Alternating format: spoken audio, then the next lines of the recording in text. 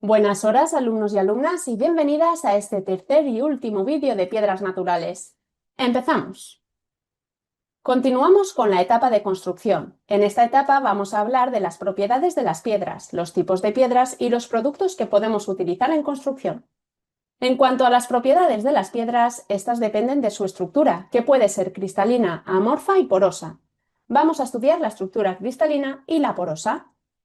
Dentro de la estructura cristalina podemos clasificarla según las fases que tenga la piedra. Si es una, sería monofásica, como la caliza, pero si tiene varias, diríamos que es polifásica. Por otro lado, podemos organizar las piedras con estructura cristalina según su forma de agrupación de granos, donde encontramos la agrupación granular cuando los minerales integrantes de la roca han formado cristales más o menos homogéneos, en contacto unos con otros. También está la compacta, cuando vemos un grupo homogéneo, la veteada, donde se ven bandas o fajas de granos similares, y por último la porfídica, cuando se distinguen unos cristales más o menos desarrollados y una masa de apariencia homogénea que los rodea, parecido a la textura del turrón duro con almendras. Por otro lado, con las piedras porosas nos fijamos en el tamaño de sus huecos y diremos que son cavernosas cuando son grandes y celulares cuando son pequeños. Vamos a continuar con las propiedades. Como ya hemos visto, las propiedades nos van a ayudar a seleccionar el material adecuado para nuestra aplicación. En el caso de las piedras, no nos vamos a detener en las propiedades acústicas ni las térmicas, ya que necesitan de mucho espesor para obtener buenos resultados. En cambio, las propiedades hídricas y mecánicas van a ser fundamentales, y por eso te muestro esta comparativa. Para poder establecer estas propiedades es necesario hacer ensayos en el laboratorio. Para identificar las propiedades hídricas realizaremos el ensayo de absorción por inmersión, que nos ayudará a determinar la cantidad máxima de agua que puede llegar a contener la pieza, por lo que está relacionada con la porosidad abierta del material. También es interesante conocer la absorción por capilaridad, por su relación con la resistencia de la piedra frente a heladas. En cuanto a las propiedades mecánicas, la resistencia a compresión nos va a resultar relevante cuando la piedra está sometida a esfuerzos de compresión, como por ejemplo los adoquines en pavimentos.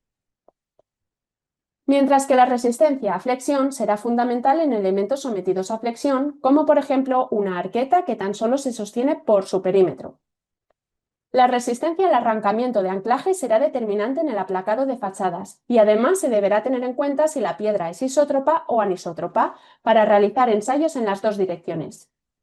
Hay que tener en cuenta que el desprendimiento de placas es más frecuente en el aplacado con mortero que con anclaje, debido a las dificultades de control tanto del material de agarre como del proceso de colocación y a la pérdida de adherencia del mortero con el tiempo. Otro ensayo con piedras es la resistencia al impacto, por su relevancia en pavimentos y fachadas. En este ensayo se deja caer una bola de acero para ver cómo rompe la probeta.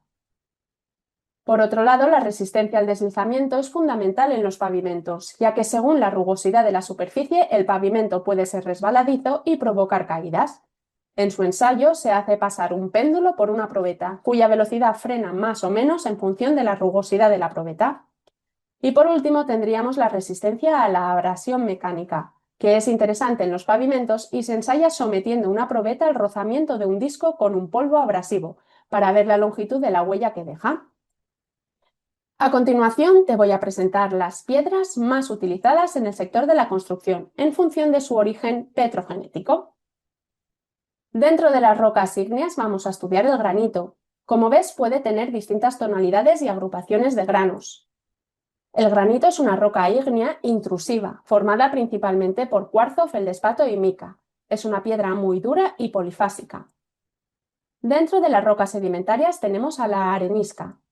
Esta piedra está compuesta por unos granos unidos mediante un mineral que actúa como cemento y los une. Son piedras porosas, disgregables y fáciles de tallar. Además de las areniscas, otra piedra sedimentaria relevante es la caliza. La caliza tiene un grano muy fino, es fácil de tallar y se utiliza en sillería y aplacados. Un caso particular de caliza es el travertino. Esta roca sedimentaria es también porosa y puede contener el hueco formado por restos de plantas. Continuamos con el alabastro, que es una roca sedimentaria química evaporítica. Esta piedra también tiene fácil talla y además permite el paso de la luz si se utiliza con un espesor reducido. Pasamos ya a las rocas metamórficas para hablar del mármol. El mármol es una roca metamórfica que proviene de la roca sedimentaria caliza. Es una piedra de fácil labra y pulible, compacta y con variedad de colores. Por último, nos faltaría hablar de la pizarra, que es una roca metamórfica que proviene del metamorfismo regional de las arcillas, que son rocas sedimentarias. La pizarra tiene una textura foliada, ya que sus minerales se alinean en capas extremadamente finas y paralelas, lo que permite que se rompa en láminas delgadas y suaves. Por ello se dice que tiene buena fisibilidad, que es la capacidad de dividirse en láminas. En esta diapositiva de aquí puedes comparar las principales propiedades de 5 de las piedras que te acabo de presentar.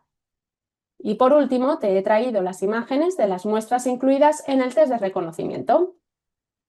Antes de continuar, me gustaría que contestaras a la siguiente pregunta.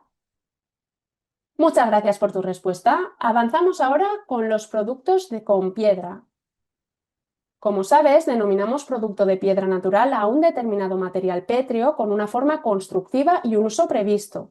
Entre los productos de piedra natural encontramos la dovela, el sillar, sillarejo, mampuesto y ripio, y aquí tienes sus definiciones. También puedes encontrar la placa, adoquines y bordillos. Y ahora que ya conocemos los productos de piedra natural, vamos a ver qué aplicaciones constructivas tenemos. En primer lugar están las obras de fábrica, donde podemos usar dovelas y piedras de sillería y mampostería. Como piezas complementarias estarían los bordillos. Y por último tendríamos los revestimientos interiores y exteriores.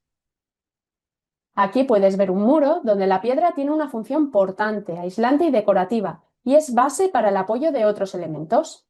También el aplacado de fachada e interiores, donde las placas se destinan a cubrir paramentos verticales. Tienen una función ornamental, de aislamiento, y se colocan con mortero o bien, mejor todavía, con anclajes mecánicos, dando lugar a las fachadas ventiladas que estudiarás en construcción. Por otro lado, tenemos las cubiertas, donde se pueden utilizar placas de piedra, como por ejemplo tejas de pizarra, además de los pavimentos, donde usaremos piedras para tráfico rodado, áreas peatonales y revestimientos interiores. Y por último, tenemos los áridos que utilizaremos en morteros y hormigones. Vistos los apartados de la etapa de construcción, vamos a continuar con la etapa de uso en servicio. En cuanto a la durabilidad del material, que hace referencia a su capacidad de mantener las características físico-químicas durante su vida útil, vamos a ver qué tipo de lesiones o de deterioros pueden afectar a las piedras. Y estos se organizan en función de 3 tipos de agentes: los agentes físicos, químicos y biológicos. En cuanto al deterioro por agentes físicos, encontramos las heladas. Como sabes, cuando el agua solidifica aumenta el volumen, lo que genera un estado tensional en el interior de los poros abiertos que contengan agua, capaz de romper al material por dentro. Otro tipo de deterioro debido a agentes físicos son las sales solubles. Cuando el agua que llega a los poros abiertos lleva sales solubles, estas sales se depositan en los poros y al cristalizar incrementan su volumen, rompiendo de nuevo los poros. Estas sales pueden llegar desde distintas fuentes, como por ejemplo los productos químicos utilizados en la limpieza de la piedra o en la limpieza de las calles. Y el último tipo de deterioro por agentes físicos sería el de los ciclos térmicos. La exposición a ciclos térmicos puede producir la decohesión de la piedra. Si ahora nos fijamos en el deterioro por agentes químicos, podemos hablar de la oxidación que encontramos por la presencia de minerales metálicos en las rocas, que producen manchas de óxido. Por otro lado estaría la costa negra, que puede aparecer debido a la corrosión que producen los excrementos de animales, sales solubles y la lluvia ácida. También tenemos la contaminación atmosférica que produce ennugrecimiento, debido a la acumulación diferencial de polvo y suciedad sobre la superficie de la piedra en función de su rugosidad. El último tipo de agente que nos faltaría son los biológicos, provocados por la presencia de vegetación, como algas, líquenes, musgos u hongos en los poros de la piedra. Estos seres vivos retienen la humedad y pueden introducirse en los poros del material. Las plantas más grandes pueden desarrollar raíces que provoquen pérdida del material. Por otro lado, las aves suponen un riesgo por el peso de los nidos y la agresividad de sus excrementos. Y por último, las personas también podemos deteriorar las piedras a través de golpes, grafitis o lavados indebidos. Vamos a terminar este vídeo con la última etapa que nos falta, que es la de fin de vida, para hablar de su impacto ambiental. Desde la antigüedad, la piedra natural se ha reutilizado directamente si era posible o tras alguna operación sencilla de transformación. Por ejemplo, la piedra puede emplearse como árido de machaqueo para morteros y hormigones, pero también se puede reutilizar en formatos más grandes llamados gaviones. Otro aspecto destacable es que las canteras de rocas tienen un impacto negativo en el paisaje, dado que pueden alterar las aguas subterráneas y dañar ecosistemas locales. Además, durante la extracción de la piedra se genera contaminación acústica, vibraciones y polvo, por lo que otra línea de actuación para regular el impacto ambiental de la piedra es a través de la restauración de sus canteras. Fenomenal, con la recuperación de las canteras hemos terminado con el contenido del tema de piedras naturales. Así que te regalo de nuevo este esquema para que puedas organizar todos los conceptos trabajados y el glosario de términos utilizados para que te vayas familiarizando. Visto el glosario, terminamos con todo el contenido del tema y también finalizamos con este vídeo. Te invito a que descubras el siguiente material en el próximo vídeo. Muchísimas gracias por tu atención y hasta pronto.